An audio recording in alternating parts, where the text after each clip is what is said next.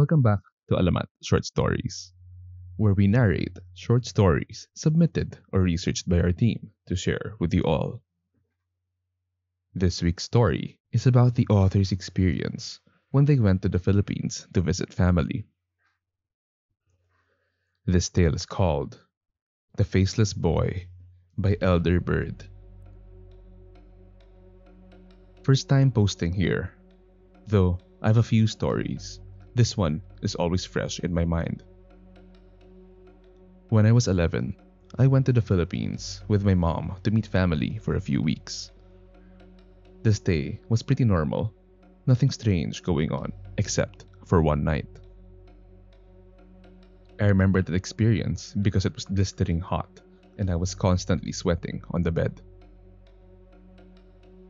The place we were staying at was my grandmother's home, a small two-story house with about 9 people living there, mainly my mom, sister, and her family.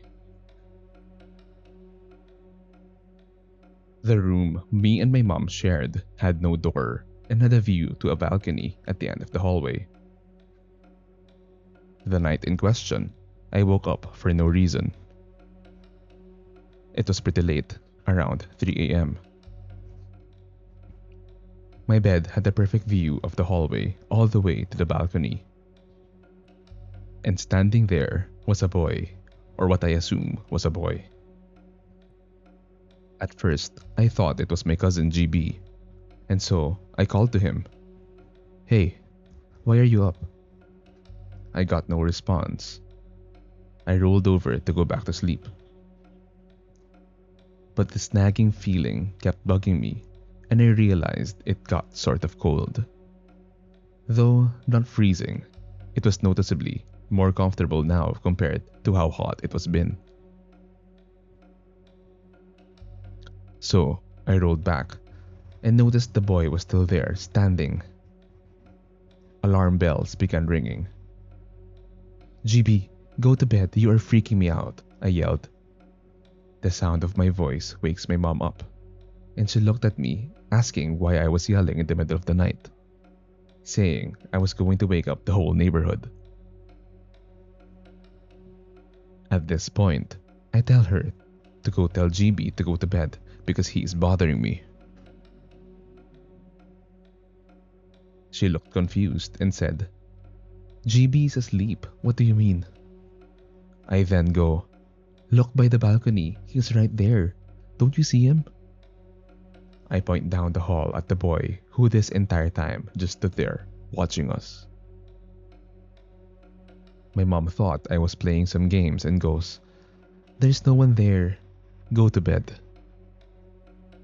At this point, I was freaking out and I begged my mom to make sure my cousin was in bed. Seeing how distraught I was, she went up and goes to look. She turned on the light by the hallway. Mind you, I can still see the boy there watching. She walks down the hall, through the boy, and goes to check on her sister and the kids. And she confirmed that they were all there. She walked back to the room again, and she walked through the boy once more. It was then I realized that the boy had no face, so I just sort of shut down. My mom remarked how it was a chilly night tonight, and I don't get sick since the clothes I wore were wet with sweat. Then she just turned off the hallway lights and she laid back down and went to sleep. I stared at the boy in silent horror, too young to really understand what was going on. And as we had a staring contest, eventually I blinked and the boy was gone. I tried telling everyone what I saw in the morning, but none of my aunts, uncles, and cousins cared. Though my mom was sort of freaked out because she is a believer of the supernatural. It was my grandmother who supplied the answers. He probably saw your grandfather, she tells me, after she finished listening to my story. He did something like that with your sister when she came a few years ago. He always liked to tease when he was alive, and don't be too bothered by it. Consider it some sort of good luck. Honestly, I still don't know how to feel about it.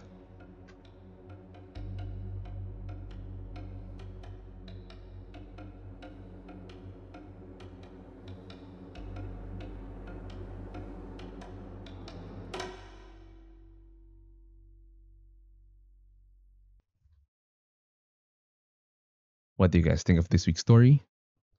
Do you believe that it's just the grandfather? I have heard and read some articles stating that demons would like to play as young children to get more people to believe them.